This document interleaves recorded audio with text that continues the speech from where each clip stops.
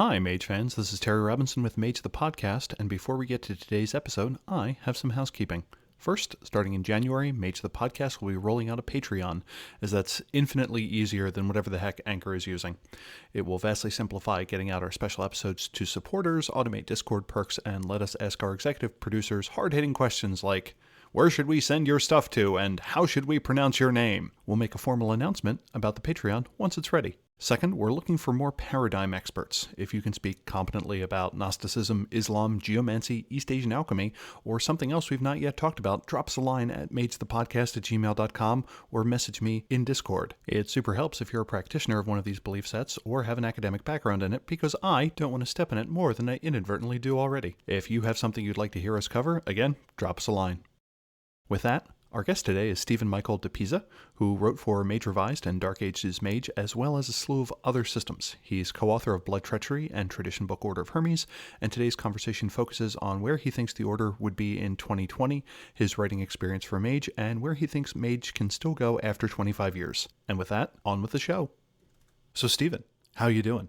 I'm doing great. Thanks for having me. Gladly. Stephen Michael DiPesa was an RPG writer who, at least to our fans, is probably best known for work on Revised, Dark Ages, and then a bunch of other White Wolf lines. The ones that come to mind off the top of my head are you worked on Ascension. I think you did the Hell on Earth scenario. You did some work for Dark Ages Mage, the Revised Order of Hermes, Infinite Tapestry, Blood Treachery, and Mage Storyteller Handbook. Did you actually work on those? I did indeed.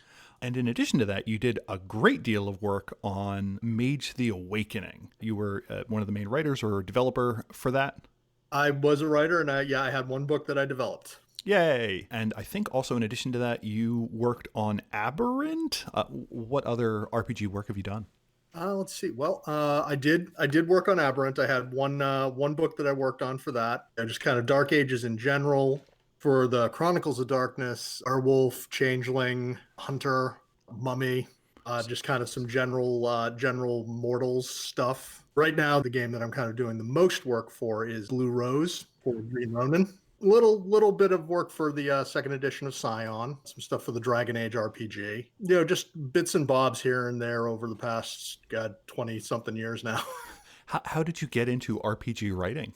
This is one of the stories I kind of remember best because I started playing Dungeons and Dragons when I was 7 years old, and I decided then I wanted to write RPGs for a living. I had just very recently graduated from college. I remember I was living in a just crappy little studio apartment, and my friend Scott, who is actually the friend who had gotten me into Mage to begin with a couple of years before, contacted me to let me know that, because he had known for a long time that I wanted to write particularly Mage, and that he was getting in touch with the then Mage developer, Jess Heinig, to ask if I could be brought in to help him meet deadline for the assignment he was currently working on. For various reasons, it just wasn't quite coming together. Jess gave the okay. I got my contract.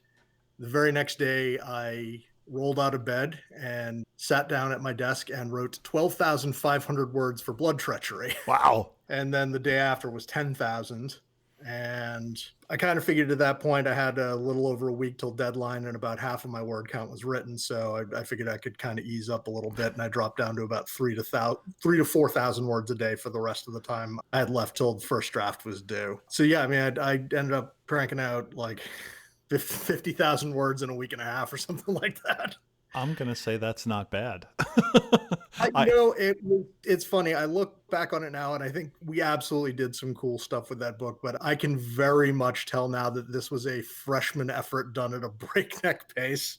What are the tells to that? Like now with someone with a fair amount of experience. So Blood Treachery is the book that outlines the Wizard's March declared by the Hermetics against the Tremere.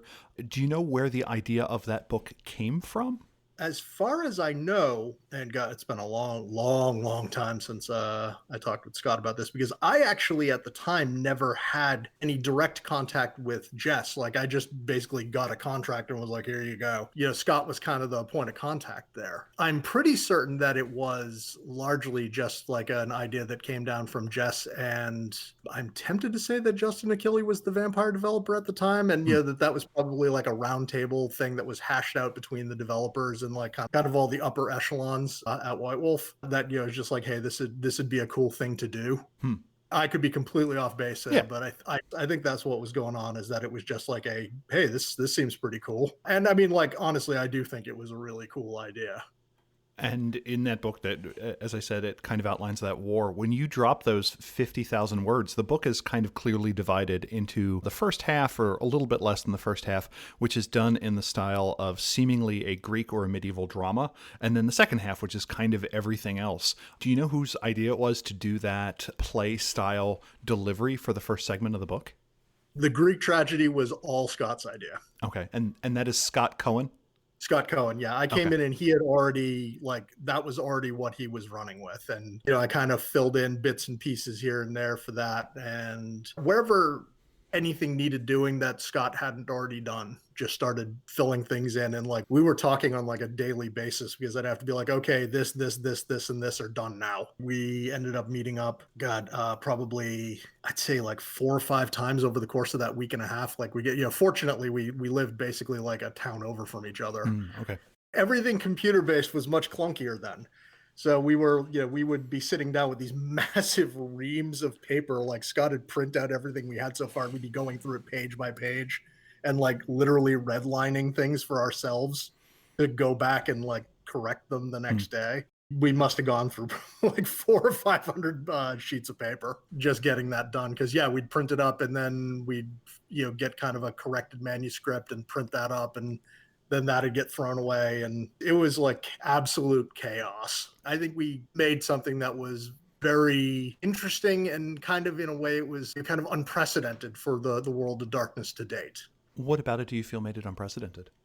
I mean, definitely the tragedy, the Greek tragedy aspect of it that Scott came up with. Like, I thought that was just absolutely brilliant. And it was kind of this very, very dedicated crossover book, where it was like the whole point of this is interactions between two different splats and how that impacts the larger world of darkness. I don't think anything like that had been done previously, really.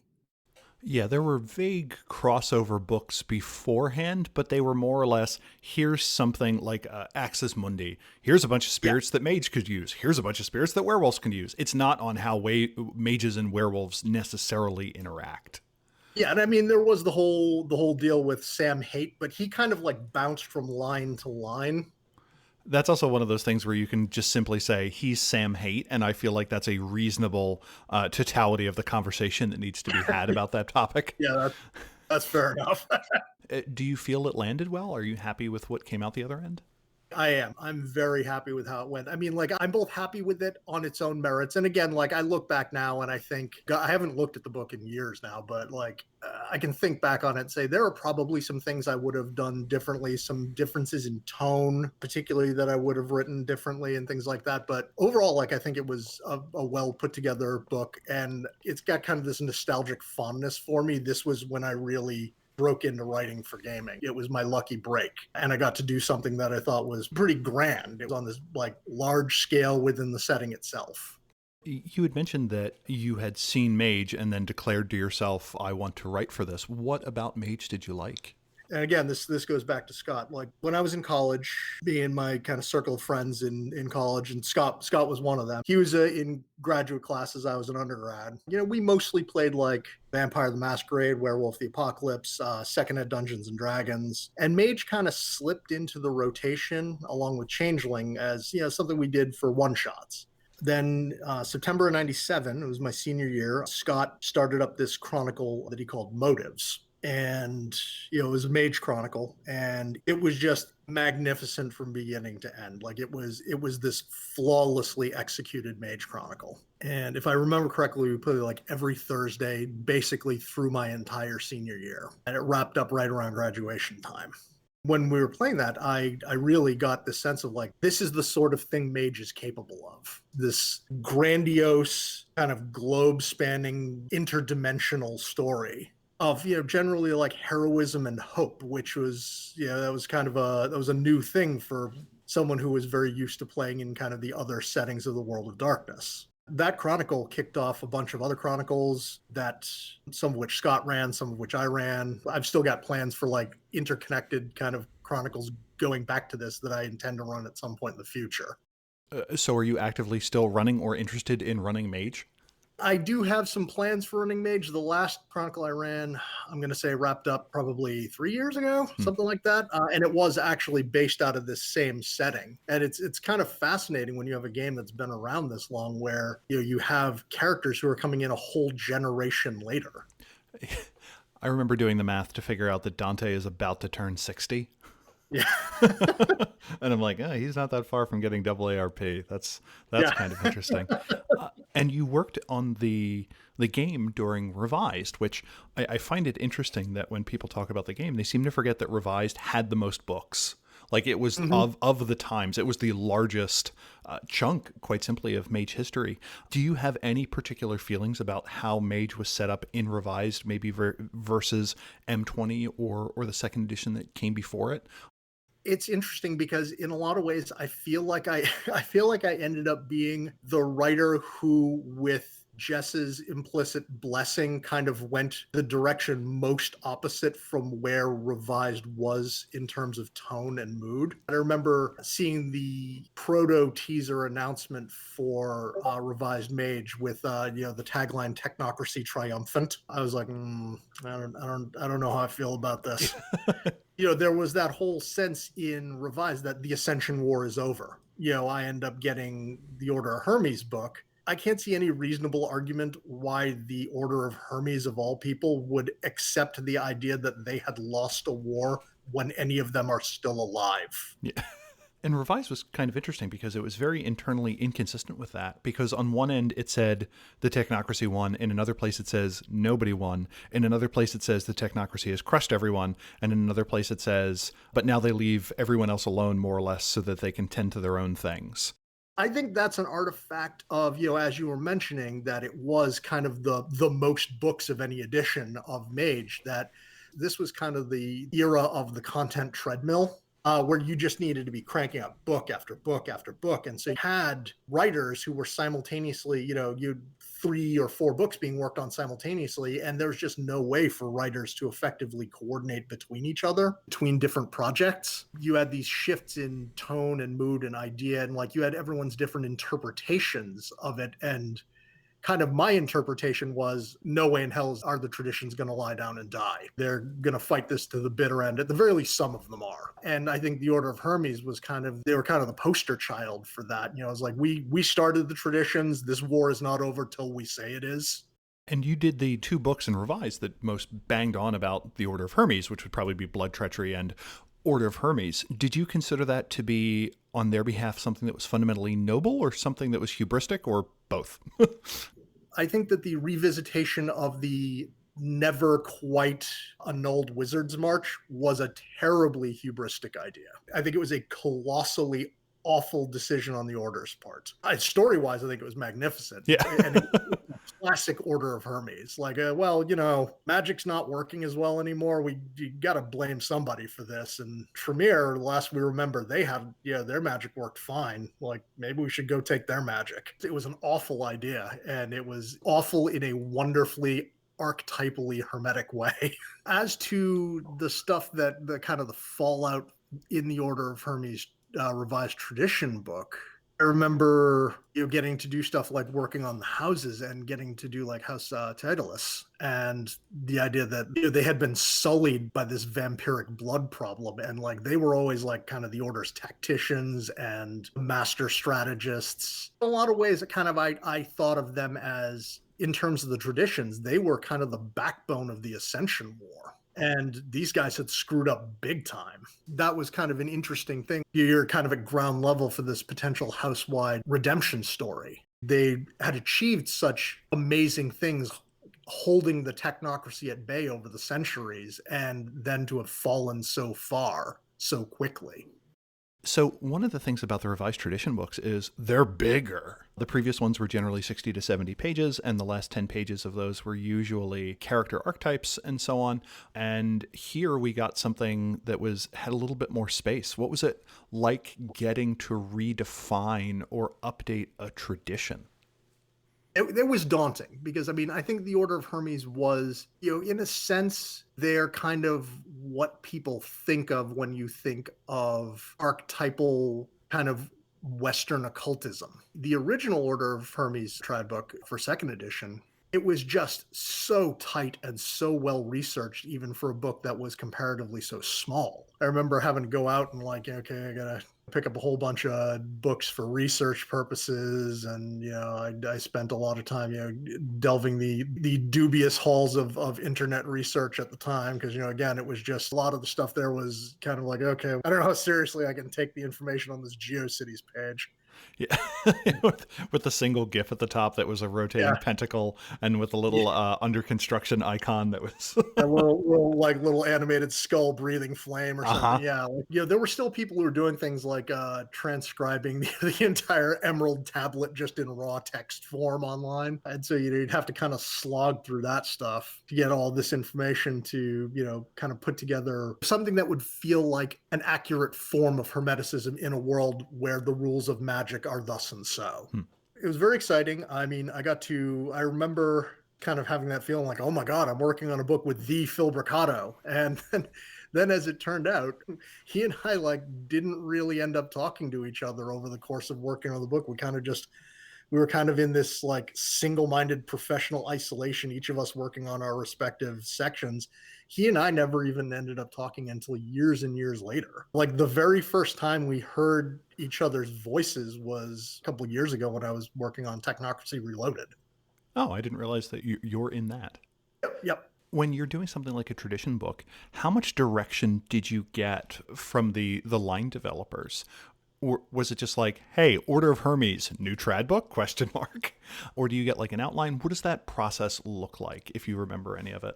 If I'm remembering correctly, I think there were a very few very broad strokes, and then it was largely come back to me with your ideas and kind of develop the outline that way. I think there was a general like, okay, this is the setup, like you have kind of your history, where are things now, chapter on rules, it was the basic, like the basic division of the book, the template. And then it was a lot of, okay, well, where do you want to take this and what do you want to do with it? And I know getting to write the sub factions was a lot of fun. The rotes there were only a few rotes in there. I think I wrote more rotes in Blood Treachery than I did in the Order of Hermes trad book.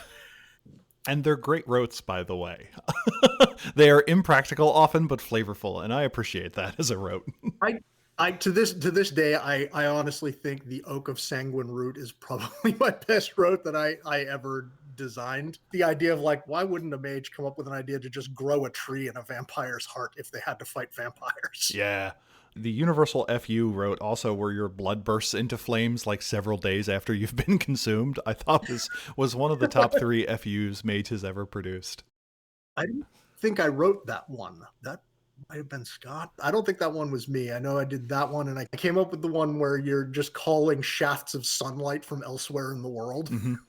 If you were to update the Order of Hermes to 2020, what do you think that would look like? Do you think they would be doing well? Do you have any feeling of a house that might be doing exceptionally well or exceptionally poorly? If someone were to be like, hey, Stephen, we want to do a Order of Hermes 2020 or 2022 book, do you have any thought of how you think that the Order may have changed over the past 20 years? I think the Order would be doing well. I think it would be doing quite well, probably despite itself in a lot of ways. I think the Order would be not terribly thrilled about things like, we got a whole crop of like, Harry Potter kids who are now like, now hermetic mages. But, look, we got to take what we can get here. Yeah. If I had to think of houses that are doing poorly, I would expect that. I think this is not House Flambeau's era. I think this is not the right world in which basically be a magical terrorist who uses explosions to get their way. I also think House Quasitor would probably be in the midst of a lot of soul searching with kind of our 2020s emphasis on studying the mechanics and the inequalities of law enforcement. Because, I think that fundamentally Hermetics, like everybody else, are people. And, they're subject to the prejudices and the biases that people kind of grow up in.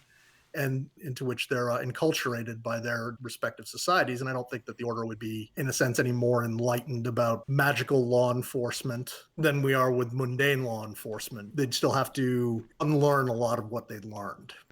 Aquab, all Quasitors are bastards. I want to see that on a scrawled on a wall in the ruins of Duizatep somewhere.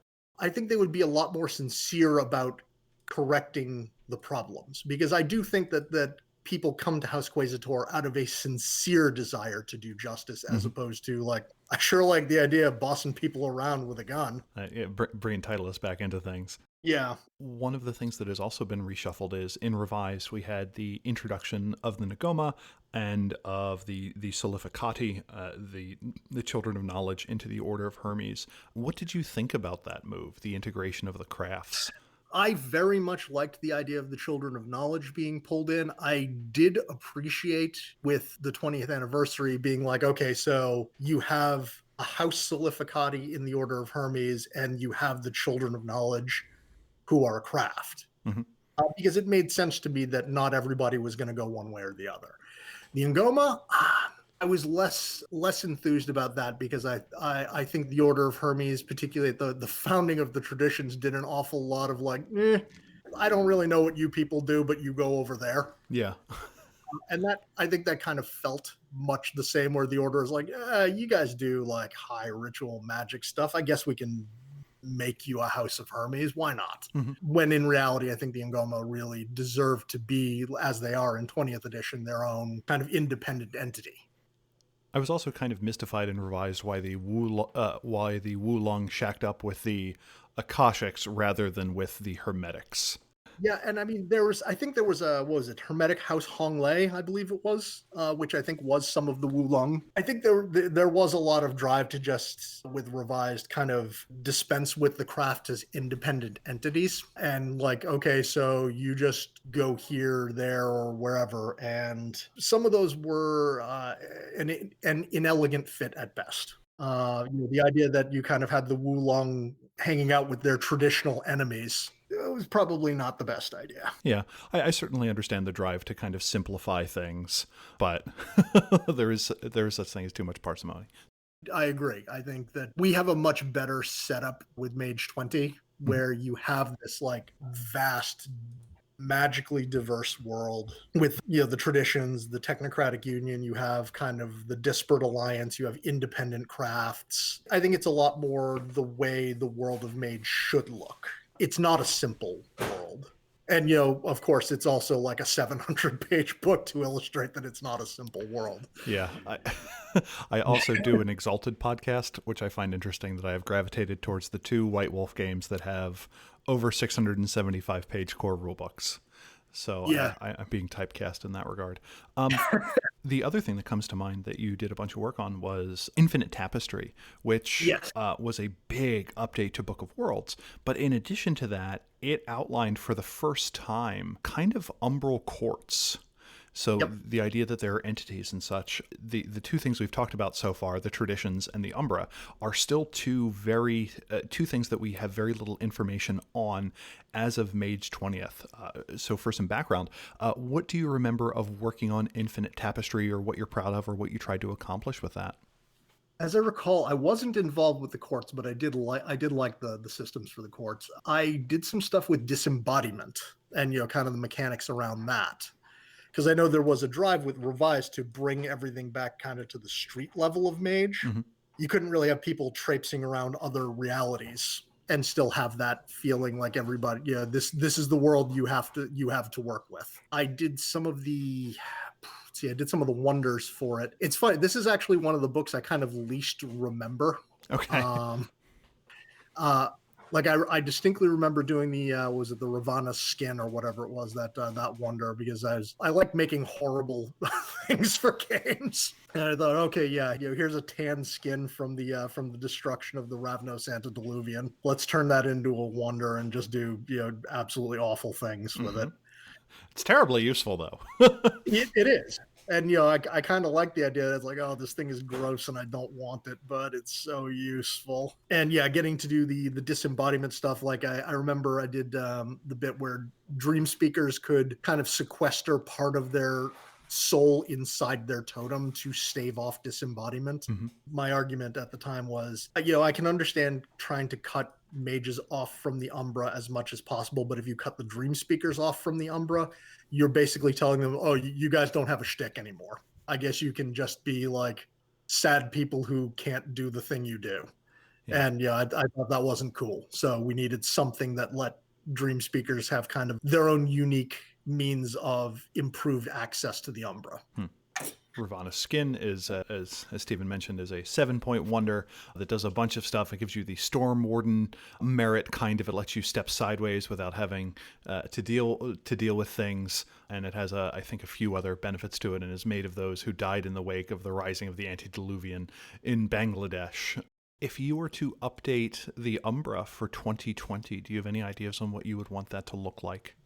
I kind of have a stab at high concept more than specifics. I think a big part of what I would do with updating the Umbra would be, first thing would be hiring up a whole battery of cultural consultants to talk about different cultures' traditional visions of the spirit world and what that might look like. I would probably work from that and work backwards to the game and figure out how to make the Umbra in the game reflect these cultural understandings of spirit, of their world, of their interactions with each other.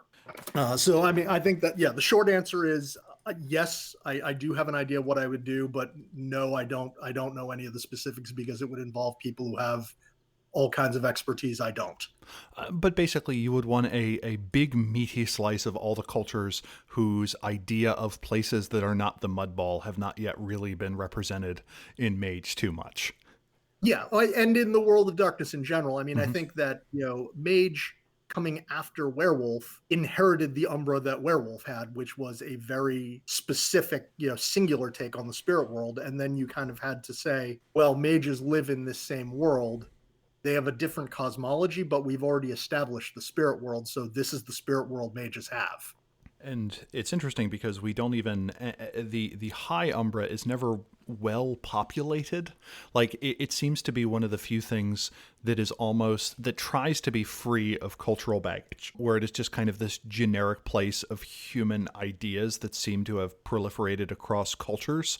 And it seems to be the one case where paradigm hasn't heavily intruded, except for maybe in the spires or maybe in the courts or something like that. So yeah, I would certainly be curious to see what that refreshed high Umbra specifically would wind up looking like. Yeah, I mean, I think that a case could be made for solidly making a single Umbra that Okay. would just have this like tremendous spectrum of places and things and ideas. Like, you wouldn't really have a separate high, middle, low Umbra. It would all be one thing. But our understanding of those things may be entirely separate because we as people kind of as characters would not have that comprehensive understanding of this other world. And most of the entities that dwell there wouldn't have it because, the same way that I don't know what life is like in Salamanca, Spain. Mm-hmm. I've never been there. I'm not a citizen there, so it's a different place. The culture is different, and I think that you could make a strong case for umbral entities would not understand each other's culture the same way that humans have to go places to learn things about other people.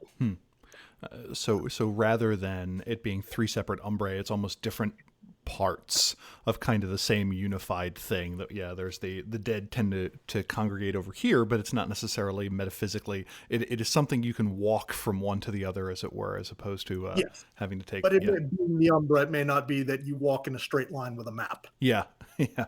That would also help unify the fact that the high, middle, and low Umbra all have kind of heaven and hell analogs to them in some way. They all have a good place. They all seemingly have a bad place and such. Is there anything else that if someone were to tap you on the shoulder and say, hey, we need another book for X20, for Mage 20th, that you would be like, yes, this is the book I would like to see written or help write?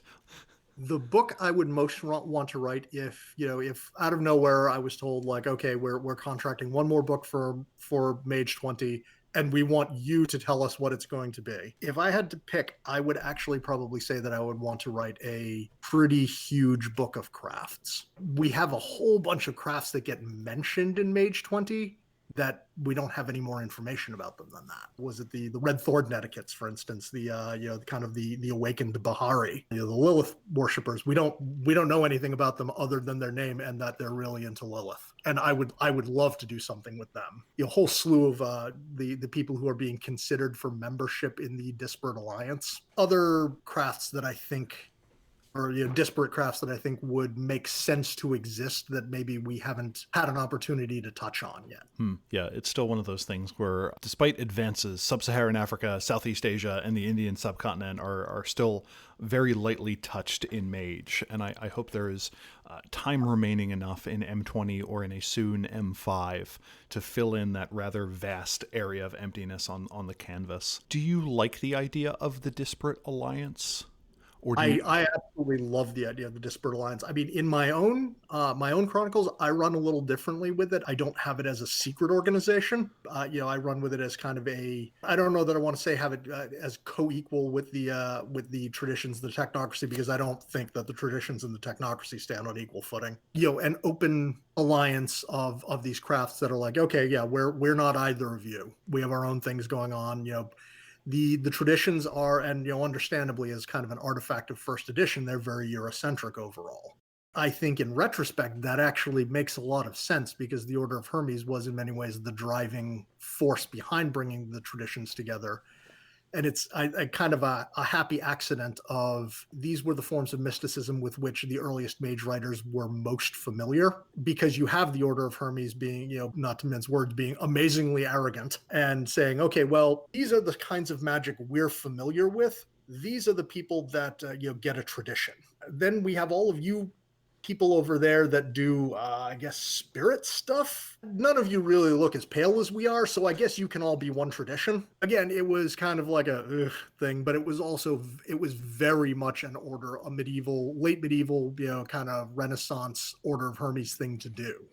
Yeah, it's one of those things where it is cringeworthy, but it is reasonable in the sense that if you were that person in that time, that is probably the choice you would make. You like the idea that there is the traditions which encounters, that kind of clusters around this narrower, maybe historically slightly frozen definition of what magic is. And then there's this other organization that consists kind of everyone else in the form of the Disparate Alliance. Am I interpreting what you're saying correctly? Yeah, that I like this idea that these are the people that the order overlooked, and in some cases, like, we actually have bits and pieces of information that the order outright spurned some of these people during the Grand Convocation, that they have built their own thing for the protection and the dissemination of their own mystic beliefs. Again, and that's largely what the Disparate Alliance is in the 20th anniversary edition. It's just that I kind of like them operating openly. Okay.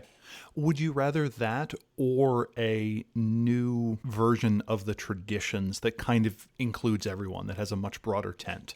Do you think the game benefits from having those two separate organizations, or that the game would get more interesting if we refactored it, as it were, and kind of stuck with the 9 entities, as it were, but there was kind of space in it for everyone? I think really compelling arguments can be made for both scenarios. I'm always a big fan of, people having to broker alliances with factions not their own. Mm-hmm. So I do like the idea of the traditions and the disparates occasionally having to work together to kind of leverage power against the vastly more powerful technocracy. I think a strong argument can also be made for re-envisioning the traditions as a more fully inclusive group, though I don't know that you could limit it to 9 at that point. I think you might have to kind of start throwing away the Hermetic numerology that was used to found the traditions. Yeah. There comes a point where you have to create umbrellas so broad that you are kind of erasing the distinctiveness of the groups beneath them. If we were to go forward with this nowadays, we would need to be much more sensitive to the cultural practices and the ideas, and kind of respect everyone's distinct magical identity. I don't know that you can do that with 9 traditions, because I think there is going to be a lot of cramming round pegs into square holes at that point. Okay. One of the things I very much liked about certain books within Revised is it very much presented traditions as a combination of what do you think one must do to ascend, plus it being kind of a political party more than anything else? I liked these. I don't want to say the removal of the association between culture and tradition, but the loosening of the tie between the two. So I very much enjoy the intellectual exercise of, if we did this again, how could it roll out? And my first argument on the internet with Steven was actually over the question of what would mage look like if it had been the 5 mystic traditions, or if it had been the 7. And your thing out of the gate was, you're going the wrong way. There should be 18 or something like that. And I'm like, this is a person I need to have on my show. So let's cross our fingers that we get a crafts or a disparate book. Do you think it makes sense in M20 for there to be groups that just don't involve themselves in the Ascension War? Or do you think it's a world now where pretty well everyone is involved in the Ascension War, whether they realize it or not? I do believe that latter is the case, but I think that there are people who will be involved in the war who will nevertheless do their damnedest not to be aware that they are. That you will have groups that are doing their best to remain neutral, and that it will become increasingly difficult to do so. We've talked a bunch about Mage at this point. Do you have any more thoughts on either any of the work you did, regrets you have, books you would have liked to have seen written, or where you would like to see the line go, possibly with a Mage 5th edition? I can't say that I have any regrets. I was very happy with the work that I got to do on Mage overall. If I did have a regret, it's that I would have loved to have worked on 10 times as many books as I did. In terms of where 5th edition goes, I really do think that the 20th anniversary edition was the definitive word on what Mage the Ascension as we know it is. And I think if you're going to do 5th edition, you kind of got to go a different direction. You've got to make it into an entirely different animal. And I don't know what shape that would take. I couldn't even begin to speculate on what you should do with that. It would have to be fundamentally very different from what we already know, because I don't think you can take Mage the Ascension as we currently know it any further without making it less than what it is now. I think we kind of got a perfected edition of Ascension as it has been up till now. It's one of those things with a lot of artistic movements. You can't have Renaissance painting after Raphael, in my opinion. You need to go somewhere else. We get mannerism or what have you. I haven't followed 5th edition too closely, but I know that for instance, Vampire went thematically kind of a very different route. I know there was a whole thing about, we're not tracking blood points so much anymore as, we're thinking about the hunger. And I think that once you start getting into things like that, I think the Mage analog for that would not be quintessence, but paradox, and kind of, just being out of sync with consensus reality. And I think, again, there are interesting things you can do with that, but you have to go in decidedly different directions than Mage to date has gone. To me, the 2 areas where Mage could go but hasn't really is in the direction of a very strategic and domain level play where we are generals in the war for reality. It is almost a D&D-ish birthright level of play where you're trying to control the thought sphere of a city or a nation or something like that. Or the very intimate, those tiny moments of magic being in the world in a way that is new and wonderful to its creator and probably terrifying to the people around, and how to have that discourse with your avatar and figure out your place in the cosmos. Those are the 2 directions I want to see Mage go, and you can't do both. Yeah. It's funny you mentioned kind of the domain level thing, and that actually strikes me as being very similar to kind of the general thrust of Chronicles of Darkness, where things were brought down kind of to a more local level, that much of the storytelling occurred within your community, as opposed to kind of the Jack Kirby-esque high cosmic weirdness you could get into with Ascension. Awakening was a lot more of the politics between the cabals in your city and things like that. Yeah, so I think there's a valid template for that that's already kind of out there. And speaking of that work, you have also worked on 2, what I'll say, cousins to Mage the Ascension. One was Dark Ages Mage, which is fascinating and beautiful, and I know nearly nothing about it. And the other is Mage the Awakening. With Dark Ages Mage, what was that like? Somewhere along the line, I'm not exactly sure where this happened. I got to be a rules guy. Um, Sorry. Typically, I- I've done a fair number of interviews where writers have that line. Somehow I became the person known for this, and I'm not sure how. So well, sorry. I specifically often got tasked with rules that are like, so we don't have a firm idea of how you're going to do this, but here's what we need you to do. And for Dark Ages Mage, it was so you need to take basically all the utility of the spheres and you need to condense them into 6 separate schools of magic that are 8,000 words apiece. And this refers to the pillar and the foundation system. The idea Yeah. in can you give us like a short explanation of kind of how magic works in Dark Ages Mage? I think, in a sense, like we were trying to work with kind of more primitive idea of magic as it was in Ascension, where you had, rather than arete, you had your respective magical traditions foundation. As I recall, like the Order of Hermes was will. This is the basis of their magic, the will of the individual, the your ability to impose your wishes on the world around you. And then you had pillars, which were, they were, literally the pillars that held up your magical worldview. So, like, the old faiths were based on the seasons, kind of the wheel of the year and things like that. And you had to be able to do every kind of magic that that paradigm would support within that one foundation and those 4 pillars. And again, we're taking it down from arete and 9 spheres to one foundation and 4 pillars. Plus, each of these is also like a scant fraction of the amount of word count that was dedicated to the spheres. Mm-hmm. So that was harrowing. And I know a lot of stuff slipped between the cracks there, because it was just there's only so much of everything you can put in 8,000 words. That's part of why a bunch of other stuff came out in the grimoire. I remember that somebody, it wasn't me, but somebody, did the brilliant craftsmasons write up for the grimoire that included the materia pillar based off the hermetic paradigm. Because I had completely neglected things like changing lead into gold in my, kind of my hurry to think of, this high concept hermetic stuff of slinging fireballs and summoning angels and whatnot. Mm-hmm. And it was a lot of stuff to cram into a comparatively very small amount of word count. Do you wish that Dark Ages Mage had gotten more, like had gotten additional books?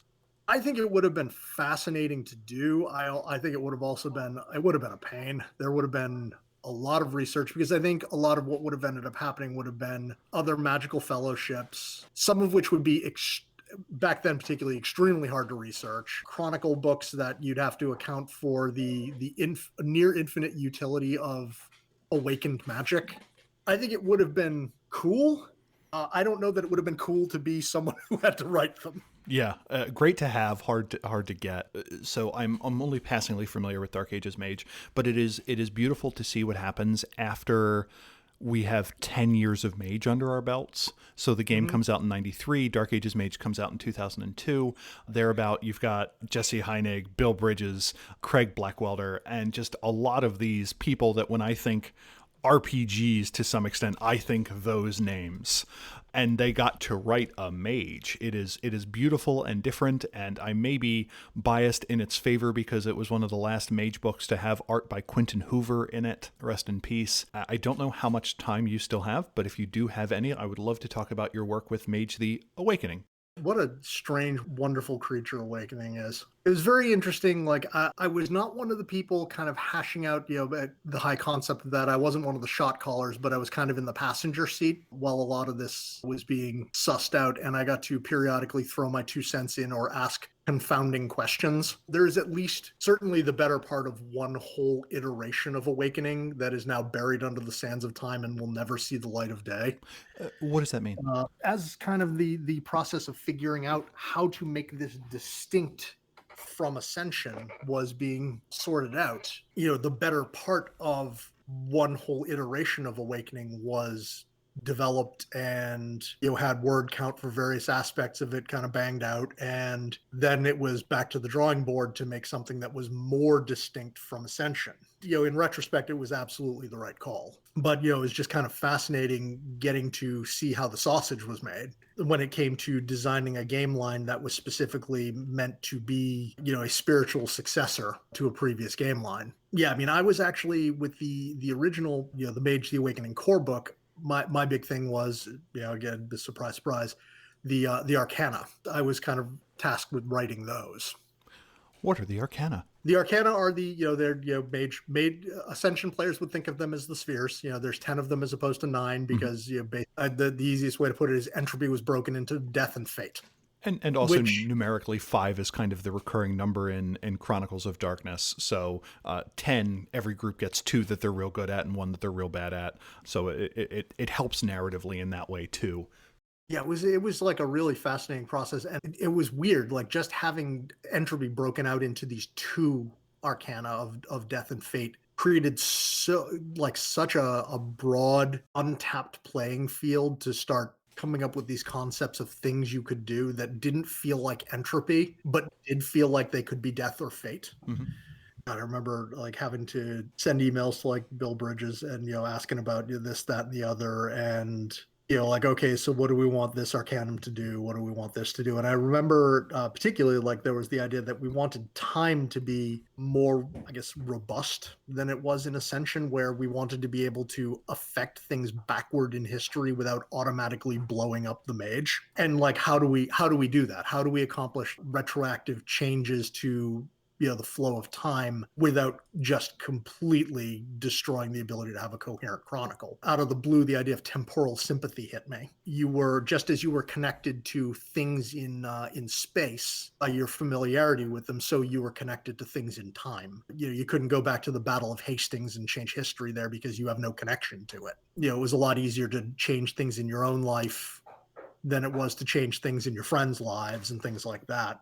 I remember one question that I asked that I don't know that it ever actually, the answer ever made it into any official publications, where I was talking about matter and or life and the idea of taking hazardous things and turning them into safe things and then letting the duration expire after you turn, say, a pound of sand into a pint of blood for a transfusion. Well then. And yeah, I mean, or like, here, drink this cup of Pepsi, in 1 hour it'll be strychnine. And the idea of like, I remember Bill getting back to me like, oof, yeah, no, that's how that would work. And like we never put it in a book because I think for obvious reasons. Yeah. Players figured it out, that would be fine, but the idea of just kind of bringing every chronicle to a screeching halt with somebody being like, that's not air you've been breathing, it's chlorine gas. Yeah. So one interesting thing in the Old World of Darkness, and Matthew Dawkins on the record said this recently, and I thank him endlessly for saying this, is all the games in Old World of Darkness, or at least the big 5, are all gothic horror games or personal horror games, except for Mage, which is an urban fantasy game. And that is the way I have always taken it, and that is me, and some people think I am off. What kind of game, in terms of genre, do you feel Mage the Awakening lends itself to? I think it's probably like best played as an occult thriller. And you can kind of take that in what direction of thriller you want to go. You can absolutely do like a political thriller. You can do like Who Murdered the Hierarch. You can you can go your Nick Cage National Treasure route of like, yes, we're the mages of Washington D.C. and we need to figure out the geomantic puzzle that was built at the heart of this city when it was constructed. And again, that comes back to the largely local focused street level mindset that went into the Chronicles of Darkness, where you're not looking at the kind of like, and the world might be destroyed scales that you regularly had to deal with like antediluvians and oracles and whatnot. That's probably where I would primarily go with it, where I would look for like kind of tight character focused sort of thriller genre stories. You're more looking at things like, rather than the Hermetic who's like, well, I have to be off to Horizon, better pack my bags, I'll try to bring you back a baby griffin. It's a lot more, you have your Mysterium mage who is living at home because it's hard to be a mystagogue and hold a job at the same time, and meanwhile taking care of your sick father. You're looking at more, I don't want to say fundamentally human stories, but I think stories that exist on a more familiar scale, set against the backdrop of this, Gnostic prison for the souls of the unenlightened, forced upon us all by these god kings from before recorded time. And unlike the mage god kings, they are almost unkillable god kings because they are the idea of things. Yeah, Someone was talking about how they much preferred the Seers of the Throne as an enemy versus the omnipresence of the technocracy. I'm like, the technocracy is not the very idea of oppression. You can knock over the technocracy. You will never destroy the concept of subjugation. Just putting that one out there. well, But it's fascinating to me because I kind of always thought of the Seers of the Throne and the Exarchs as being a more ideologically pure technocracy. mhm. Regardless of my motivation for doing it, if there are 10 ways to accomplish a thing and I want to take away 9 of them so you can only do the one I prefer, I'm a tyrant. Now, it doesn't matter if my motivation is because because I'm a god emperor of the universe and this is my rightful due, or because I think it's better and safer for you. And I think I have always thought of the exarchs as kind of technocratic control without the self-deception of doing this for the good of the little people. And can you give a quick overview of who the Seers of the Throne are then, if you can? The technocracy is interesting because it is even up to its leadership, kind of the enigmatic control. It is still made of people, unless of course you're kind of going with the other options that are presented. But kind of at the core, I generally think of technocratic control as being these old, out of touch, masters and archmasters living in their islands of Dr. Moreau and their like clock punk personal horizon realms and things like that. They are people, and people can be reasoned with, and people can be dealt with in the ways we think of dealing with people. With the Seers of the Throne, you have the exarchs who are kind of these ineffable masters of reality who are definitely nothing like human anymore. And the seers are still people who have the desires and the needs that people have, but are also, in a sense, armatures of these esoteric concepts of subjugation and oppression. A technocrat will be defined by things like I'm a progenitor, I am working on advancing the timetable in such a way that we can permanently cure Lou Gehrig's disease, and it sticks in the consensus. A seer of the throne is defined as I am, in a sense, a priest and an extension of the will of this thing that represents this force of control over the universe. Yeah, it's almost as if the technocracy were a priesthood serving the weaver as opposed to a mortal agency that is just trying to prevent reality from going off the rails. The cosmic in Chronicles of Darkness is interesting because it is both closer and more distant. Yes. Which I think is a fascinating duality to uphold. So you are one of the few people that has written for Mage the Ascension and Mage the Awakening. As Mage the Ascension players, what are the things you think we should look to Mage the Awakening for interesting ideas? Things that I think Ascension players could benefit from Awakening. I mean, I would say Concilium design. And, again, I'm kind of approaching this from the perspective of first edition of Awakening because I haven't been involved in writing a second edition. I think Concilium design is definitely a thing to look at. The way that the focus on the purely local can be adapted to show these interactions in a web of allied and rival chantries. Within a single city.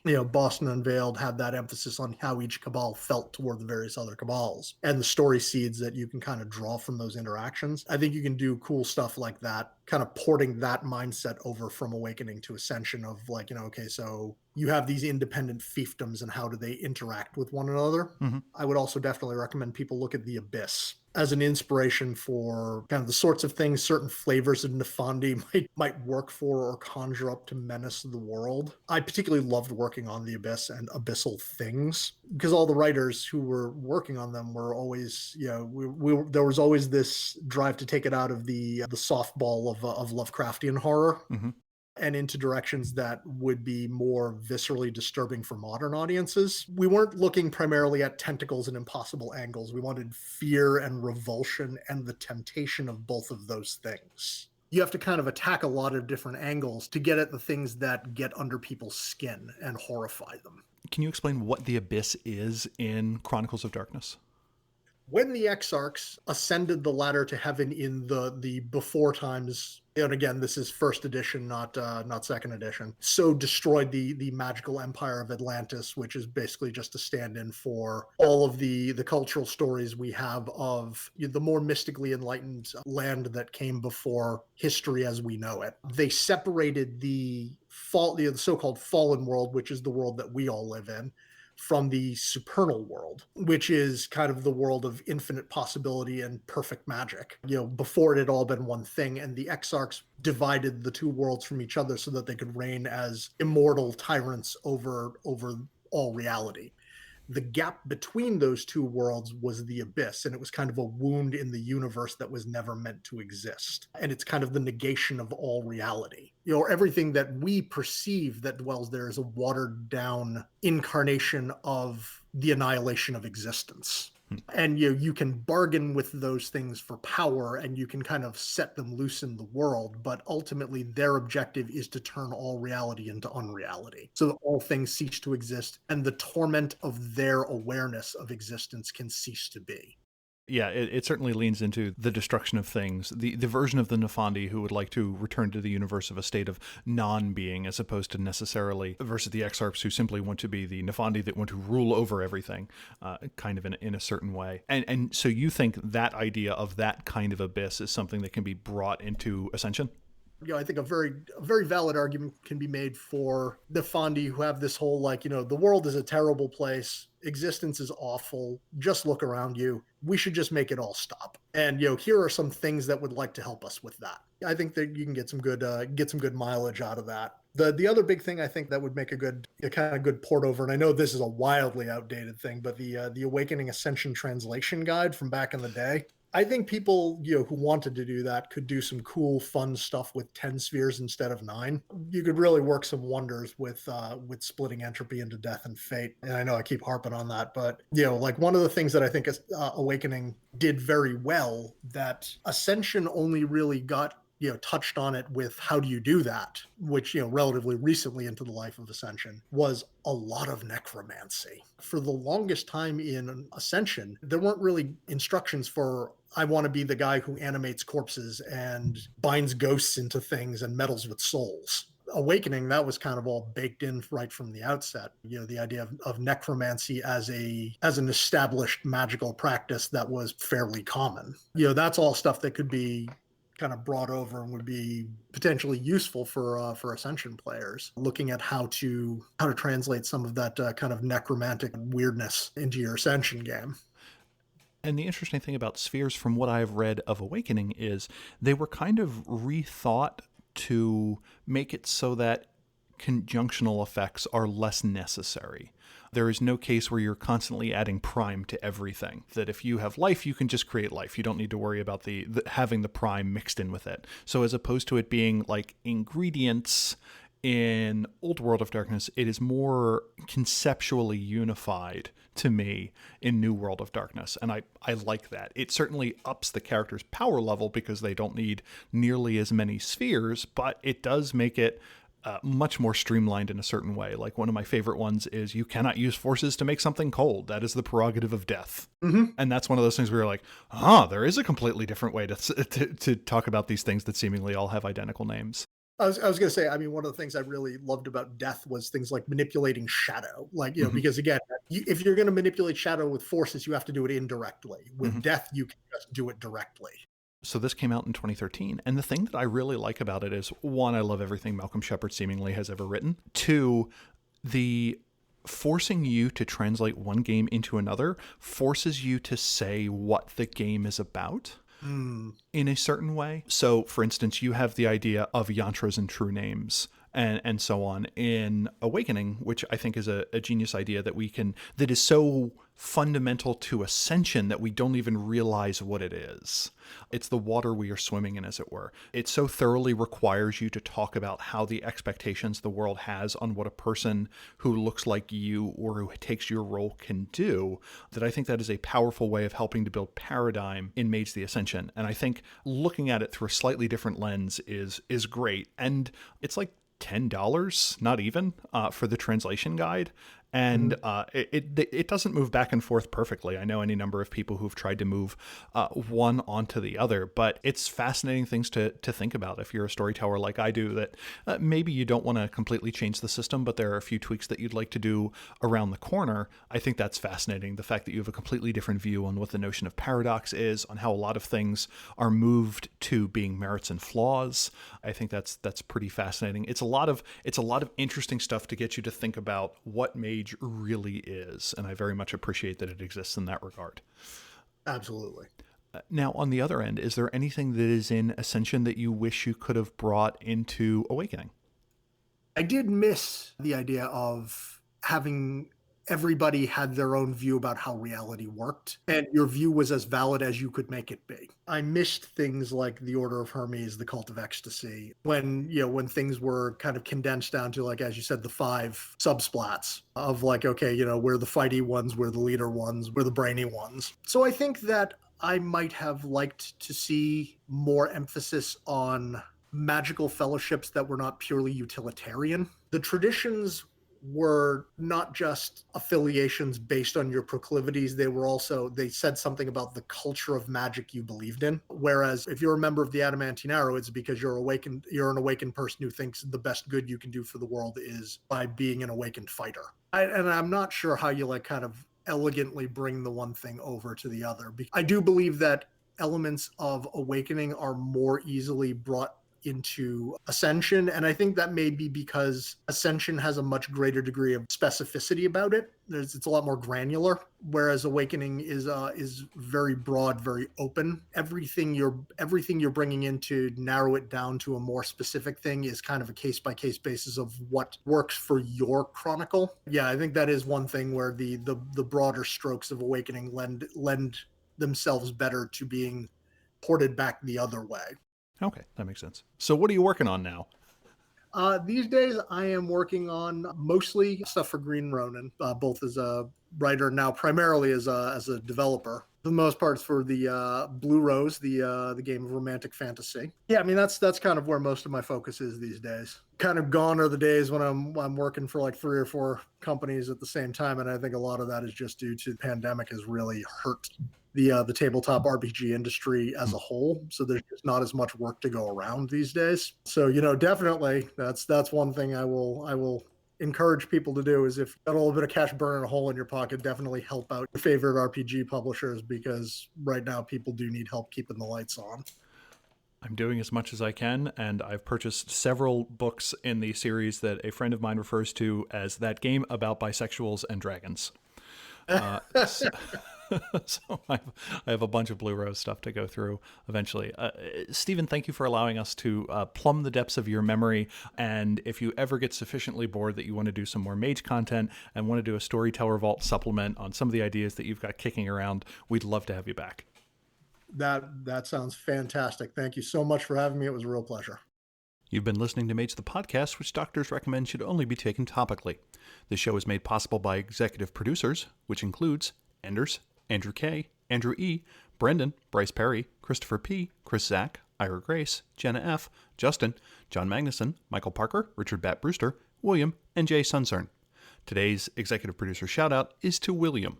William, I know nothing about you, so I'm going to talk about that one time we were diving in the crystal clear water of Cozumel, Mexico, when you saw a cocaine-enraged mako shark that was about to eat a group of visiting Dutch schoolchildren.